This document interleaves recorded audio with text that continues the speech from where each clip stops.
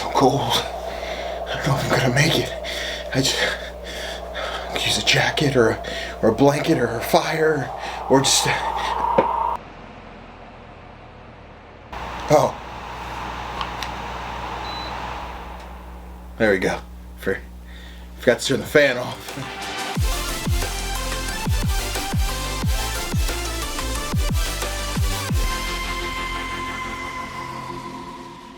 Hey guys, CGDannyB back again with another episode of Gnomenclature, and I know since the last episode we have quite a few new friends. First off, thank you guys for subscribing. I appreciate the support. And secondly, Gnomenclature is basically where I get to sit and talk about whatever games I'm playing, things I like about them, things I dislike about them. And today I'm going to be reviewing a game called Expedition Zero. Expedition Zero is a survival horror puzzle game that takes place in the Anomaly Zone, smack dab in the middle of Russia, because of course it is. You'll set out on an adventure to uncover the truth behind some sketchy, top-secret experiments that took place during a former research expedition. You'll be exploring a dark forest inhabited by corrupted creatures and plagued by an infectious spore and freezing temperatures, forcing you to choose between running away to find shelter or standing your ground to fight to the death. So firstly, let me thank TinyBuild and Enigmatic Machines for sending me a review copy of this game. This is one of the first major review codes that I've gotten, and it's going to be a very special moment for me. Now, I'm sorry for what I'm about to say about this game. Now, before we get into the review, I think it's very important for me to specify that I am not typically one to play survival horror games, not typically a genre that I've enjoyed. I will play them occasionally on stream for viewer entertainment, but never in my own time. And with that being said, after about 2.5 to 3 hours of gameplay, I found it pretty difficult to find a reason to ever want to continue Expedition Zero. Right out of the gate, you're thrown into a fairly appealing and average-looking lakefront with a cabin, generator, and sled covered in snow.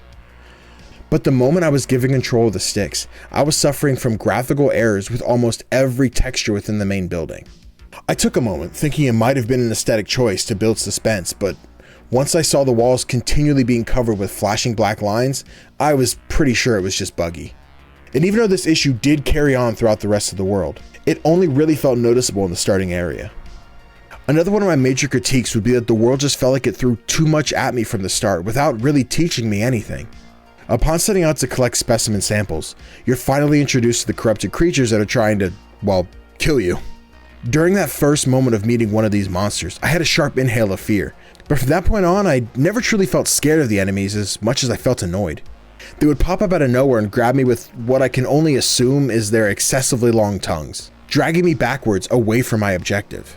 Each time I was unavoidably pulled back, I was dealt more damage, ultimately leaving me to perish in the snow, making trying to escape seem like a useless option. At this point, I was only armed with a single-fire hunting rifle that seemed to hit the monsters, but not once killed the enemies I was facing, making combat seem ultimately useless as well.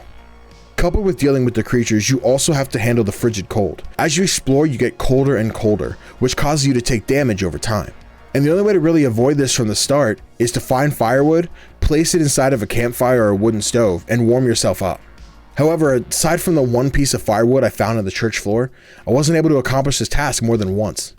So either the resources to stay warm are far too few in the beginning, or they're hidden within the insanely dark forest that you don't really have time to explore because, well, you're being hunted. So ultimately, these two danger factors ended up competing with one another, because without a fire, the house won't warm you up. And if you're surrounded by evil monsters, there's no point in leaving the house, virtually setting you up to freeze to death in a cabin doorway. Now, even though this game isn't something I enjoyed as a whole, there are parts of it that I felt were pretty cool, just not built to their full potential. While exploring the cabin, you'll find a bunch of mundane items like a fridge, an oven, and a few blenders, all housing crafting materials that you'll need to construct helpful items. For example, your first major upgrade will be a headlight for your helmet, so you can take your sled to explore more areas of the map. This is when you'll discover the crafting table. At first glance, the crafting in Expedition Zero seems like it's heavily focused on resource management. Every item you try to craft has a special formula which is made up of 3 various materials: metal, polymer, and electro. And each piece of scrap you pick up has a set amount of those materials that'll be contributed to the overall build. Originally, I assumed if you put too much material on the table, I'd lose that excess material. However, that wasn't the case, and any excess materials you had left over from the build were just returned to your inventory in a smaller quantity. And even though it saved me resources and was a faster process, it did make the crafting menu seem far too complex for what it truly was. Now, I did mention this was a survival horror puzzle game. Unfortunately, I only got to deal with 1 or 2 puzzles in my time with Expedition Zero. The few puzzles I did have the opportunity to work with were fine. Nothing overly complicated while also not being insanely easy, just a few fun, quick brain teasers. For example, there's a pulpit you have to get into in the church, and the only way to open it is to walk around the building and find all of the paintings that have been knocked off the wall. Once you hang them back up, the pulpit will open, and you get the specimen sample you've been searching for. Again, nothing overly complicated, but it did require you to search a little bit to find out what you needed to do. So in closing, as someone who is barely even a casual survival horror gamer, I can't say that I enjoyed my time with Expedition Zero. That being said, I feel like a true survival expert could handle the strife and accomplish what it takes to survive in the anomaly zone. It's just a matter of figuring out if you actually want to do that. Now, with my thoughts on the game aside, I do want to circle back and once again thank TinyBuild for providing me a review copy of the game so I could give my genuine thoughts and opinions on the title. It's unfortunate this game wasn't what I hoped it would be, but I've enjoyed enough of TinyBuild's previous titles to know that one strike doesn't equal an out. And also I want to thank you guys for watching my review of Expedition Zero. I know I didn't give the most glowing review of this title, but if you're still interested after everything I had to say and it looks like something you might enjoy, I do have the Steam link in the description below, and this game releases tomorrow, so you can give it a shot for yourself.